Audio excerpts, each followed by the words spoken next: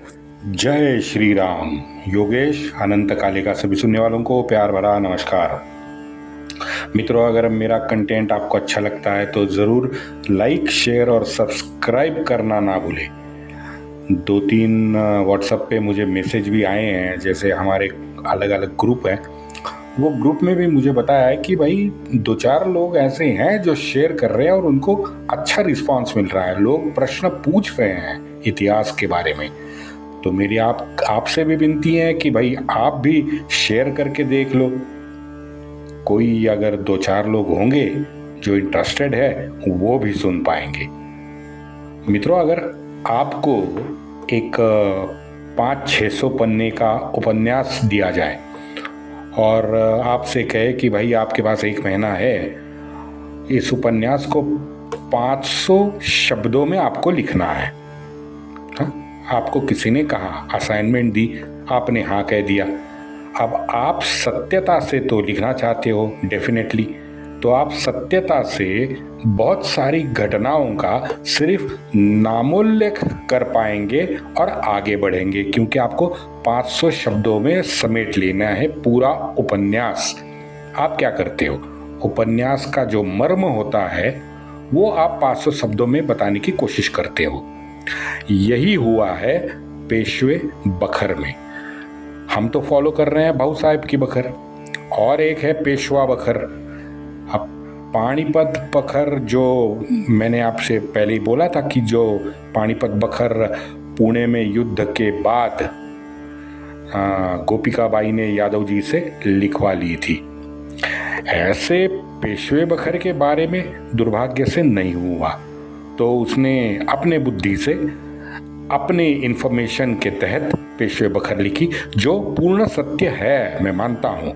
अब जो वाचक लेकिन पेशवे बखर पढ़ेगा और वो पेशवे बखर का पढ़ के अपना अनुमान लगाएंगे, तो मेरे ख्याल से वो पूरा उनका अनुमान अधूरा होगा, क्योंकि पेशवे बखर में घटनाओं का उल्लेख है लेकिन उसको विस्तार नहीं दिया है, या कुछ जगह पे नाम भी गलत हैं वगैरह वगैरह वगैरह, ये तो चलता है।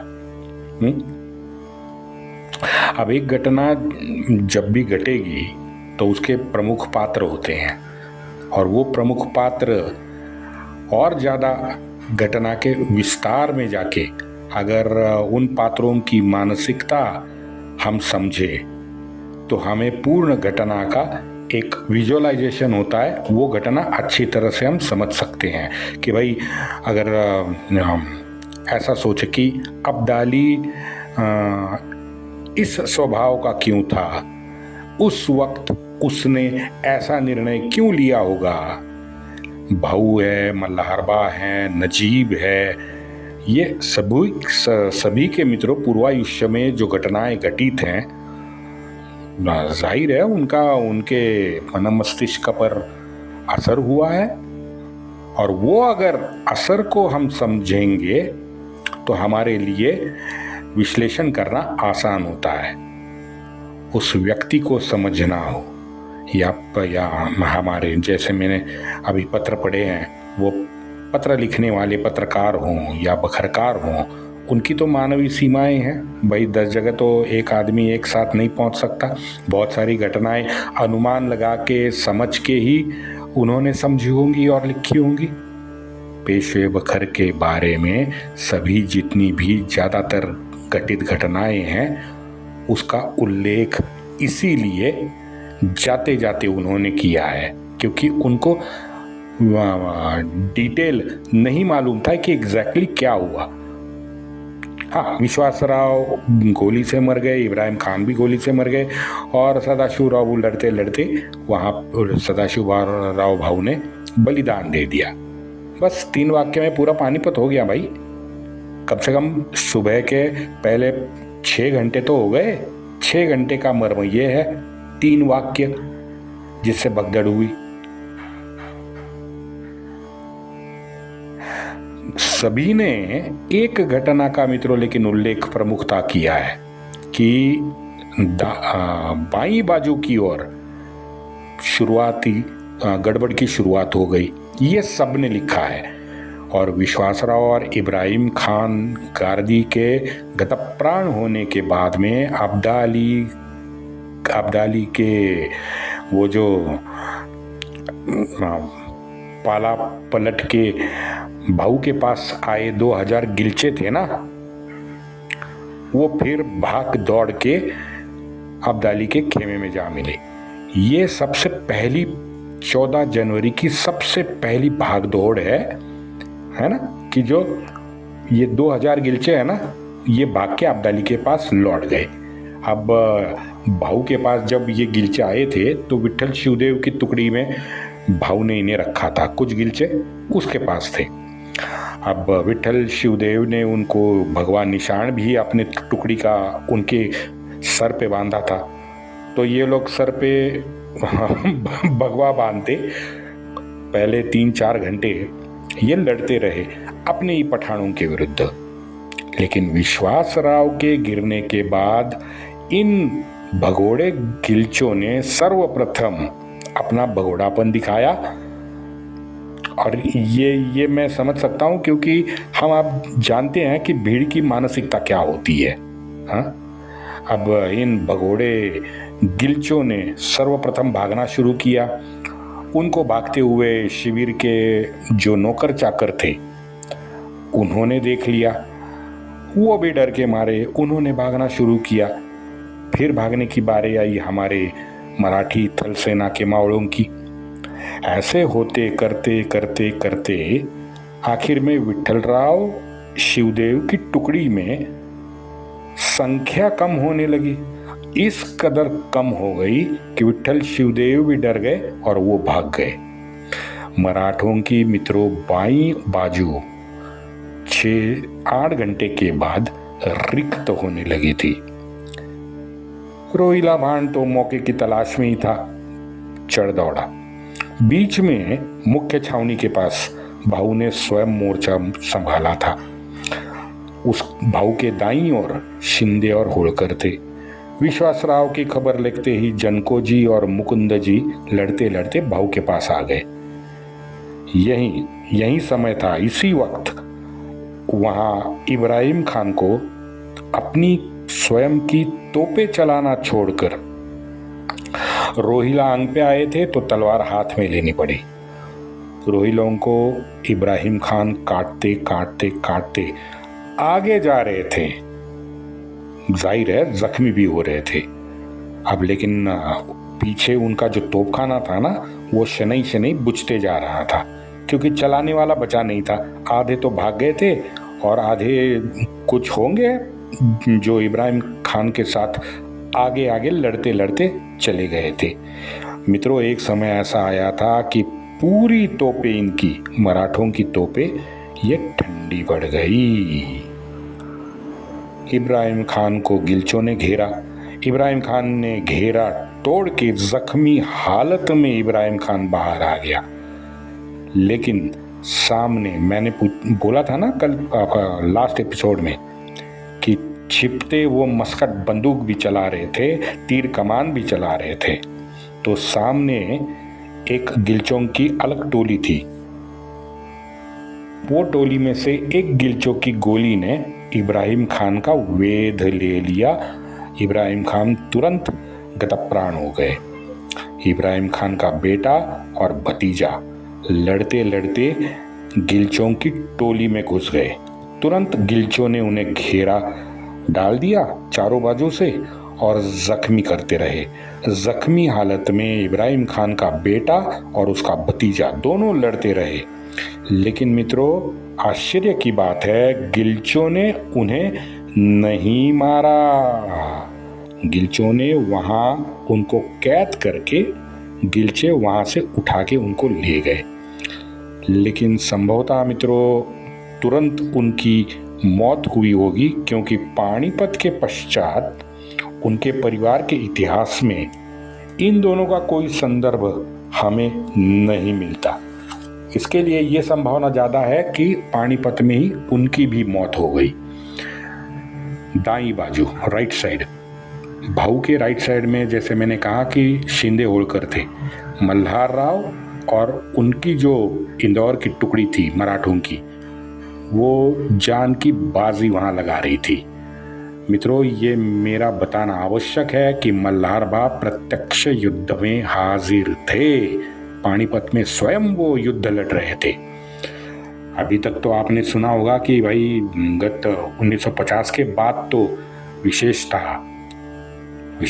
1950 के बाद अभी तक मैं मल्हारबा, उनके वो जो नए प्रकार के विचार थे, उनकी सेक्युलरिज्म जो उनके दिमाग में घुसा था ना, उसकी मैंने खूब आलोचना की है। लेकिन ये मुझे बताने में कोई शर्म नहीं है कि 14 जनवरी 1761 को 69-70 साल के इस वयोवृद्ध सरदार ने जो गत पठानों की है। और बता दूं कि कुछ साल से तो मल्हारबा घोड़े पे बैठ के दौड़ भी नहीं लगा सकते थे, मैंने ये भी बताया आपको। लेकिन आज वो रणभूमि में 14 जनवरी को बिल्कुल मौजूद थे। मल्हारराव होळकर के पराक्रम, उनके निग्रह को ये घटना दर्शाती है। उनका रणभूमि में होना ही ये दर्शाता है कि वो कितने पराक्रमी और कितने निग्रही थे। हाँ, ये अब मैं मान सकता हूं कि उनके जो विचार है ये वयपरत्वे मवाड़ होते गए हैं। ताकत भी, शारीरिक ताकत भी जाहिर है कम हुई होगी, लेकिन निष्ठा और पराक्रम के मामले में इस ज्येष्ठ और श्रेष्ठ मराठा सरदार का दबदबा आज भी कायम है 260-270 साल के बाद।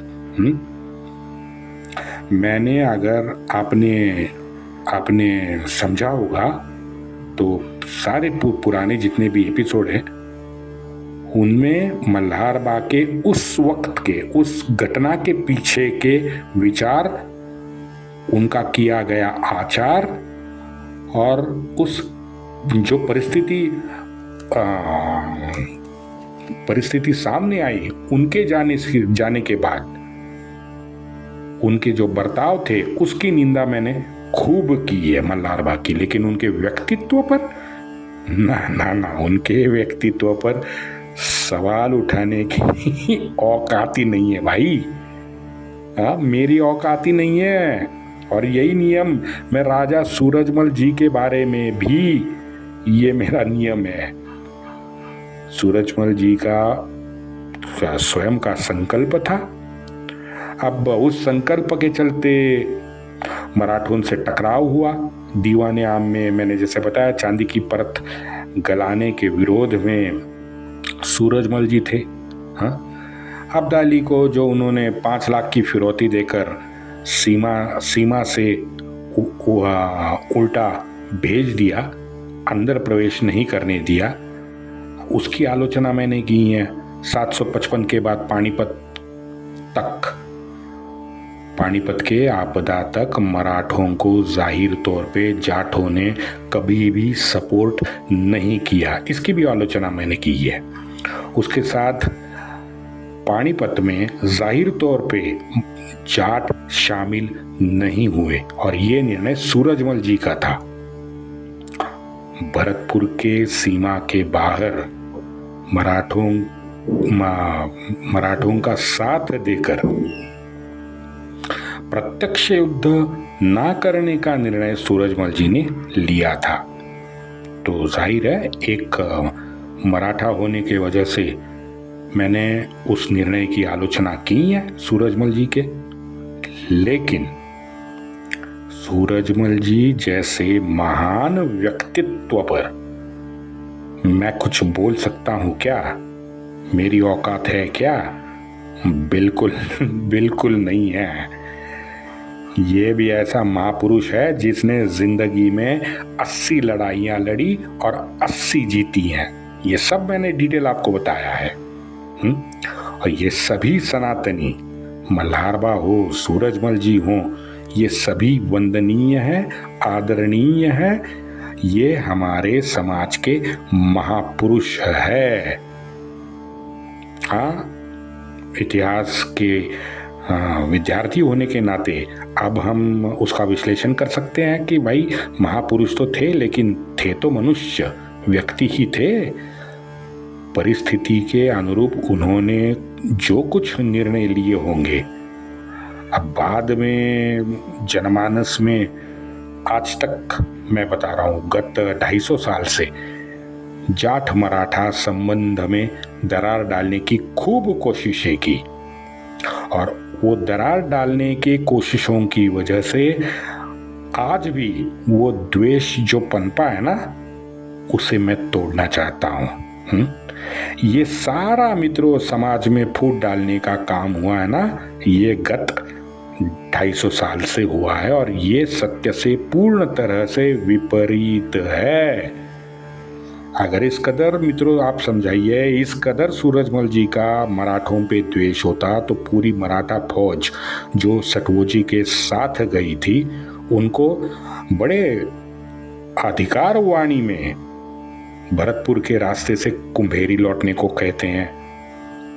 सेना भी और सटवोजी भी सेना के साथ उनके हुकुम पर कुंभेरी लौटती हैं। सूरजमल जी पूरी मराठा सेना को कुंभेरी में रखते हैं, पूरा 1 महीना उनकी देखभाल करते हैं। तो ऐसा क्यों है बताइए? अगर द्वेष भावना होती तो सूरजमल जी ऐसा करते? नहीं करते। यही हाल पंजाबियों का है। अब जनमानस में आज आप जितने भी आप YouTube देखो, क्या कहते हैं उसको, ग्रंथ देखो, ये प्रचलित कर दिया गया है कि भाई नहीं, पंजाबी और पंजाबी सिखों से मराठों की बिल्कुल नहीं जमती थी। ये प्रचलित कर दिया गया है। पंजाबी हिंदू और हिंदुओं के साथ हिंदू के रक्षण करता हमारे सिख भी बहुत बड़ी संख्या में आज है। वो कहते हैं कि नहीं, मराठे लुटेरे थे, उन्होंने पंजाब को लूटा।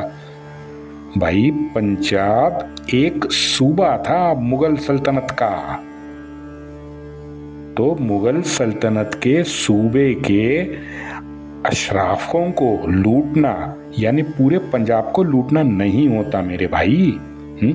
हाँ, सच्चाई है कि क्या कहते हैं, बड़ी कठोरता से उन्होंने जीएसटी कलेक्शन तो किया है। अब ऐसी आधी अधूरी कहानियां पूर्ण सत्य बनाकर गढ़ दी गई। समाज के 2 प्रमुख लड़ाकू क्षत्रिय ये दोनों हैं, मराठा और पंजाबी। इन दोनों में दरार डाल दी गई मित्रों। यहाँ महाराष्ट्र में हमारे मराठों को इन सेक्युलर तवायफों ने पूरा आज बर्बाद किया है। आज महाराष्ट्र में ब्राह्मण द्वेष मराठों के मन में कूट कूट कर भर दिया गया है। ब्राह्मण का लेना पाप हो गया है महाराष्ट्र में। आज मैं भी इसी समाज में रहता हूँ। अब हम कोशिश कर रहे हैं, कम होते हुए दिख रहा है, लेकिन स्पीड बहुत स्लो है। आज भी गांव में मुझे ए बम आया। यहाँ तो कल बमन की शादी है। आम भाषा में यही बोलते हैं, नाम लेके नहीं बोलते कि नहीं भाई योगेश के भांजे की शादी है। कहते हैं अरे वो बमन की शादी है। तो लोग पूछते हैं कि भाई वो योगेश का भांजा है ना? बोलते हैं हाँ। ये शाश्वत है महाराष्ट्र में, गांव में, जो मैं आपको बता रहा हूं। इसीलिए मैं दावा कर रहा हूं कि ये ब्राह्मण द्वेष कूट कूट कर भर दिया गया। और नथुराम गोडसे ने जैसे MK गांधी को गोली मारी, इनको आग में पेट्रोल डालने का काम इन सेक्युलर तवायफों ने किया। ये बिल्कुल तमिलनाडु की तरह ही है, लेकिन तमिलनाडु और महाराष्ट्र में एक फर्क है। हम सभी महाराष्ट्रियन धन्य है उस युग पुरुष का, जिसके अकेले के वजह से आज भी अंग्रेज होते हुए भी 200 साल ईसाइयत का प्रचलन महाराष्ट्र में नहीं हो सका। वो धर्मांध जानवरों की तो बात ही छोड़ दीजिए, लेकिन ये बुद्धिवादी खुद को दिखा के जो ईसाइयत ने पूर्ण भारत में प्रचार किया ना, वो 200 साल यहाँ महाराष्ट्र में बैठ के भी प्रचार नहीं कर पाए। पंजाब में देखो, पंजाब में इन्होंने बहुत योजनाबद्ध तरीके से धार्मिक दरार जो है ये बढ़ाई है। सबसे ज्यादा जिन्होंने सिखों का कत्लेआम किया है, हमारे पूज्य गुरुजियों को जिन्होंने मारा है, आज उस दरिंदों के साथ हमारे सिख हमारे ही बांधवों का द्वेष करने लगे हैं। पता नहीं इन दरिंदों ने उनको क्या नई सीख दी है जो हमारे पूज्य गुरुओं ने नहीं दी। अजब है भाई, अजब है। इन धर्मांध जानवरों ने उनके मन में क्या बिठा दिया है।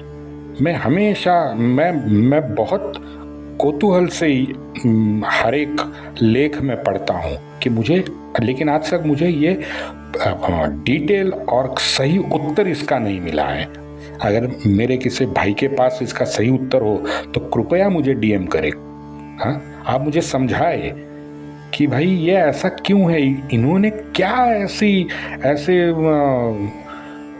ब्रह्मांड के दरवाजे सिखों के सामने खोल दिए कि भाई अपने पूज्य गुरुओं से अलग इन पंजाबियों की सोच हो गई। और आज तो देखो, आज तो बहुत गंभीर अवस्था है। होल्लू लुल्लू करने वाली ये जो जोकर है ना, यशु यशु मेरा यशु यशु, ऐसे भीख मांगते रोड पे पंजाब में नंगा नाच कर रहे हैं। मित्रों, इन सभी जानवरों को असल में सनातनियों का, उनके क्षत्रिय सनातनियों का पुरुषत्व, उनके राष्ट्र के प्रति जो समर्पण भावना है, उसको इन्हें नष्ट करना है। ये मेरा दावा है। षंड गुलाम बनाना है जो भविष्य में उनके विरुद्ध आवाज भी उठा ना सके, उतनी ताकत ही उनमें नहीं बचनी चाहिए। यही प्रयास गत 2000 साल से हमारे हिंदुस्तान में हो रहा है। पूरा विश्व इसमें शामिल है, पूरा विश्व शामिल है।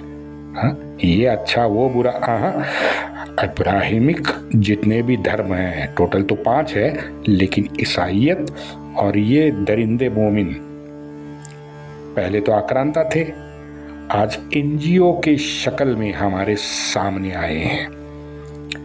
लेकिन आज का समय 2025 की मैं बात कर रहा हूं।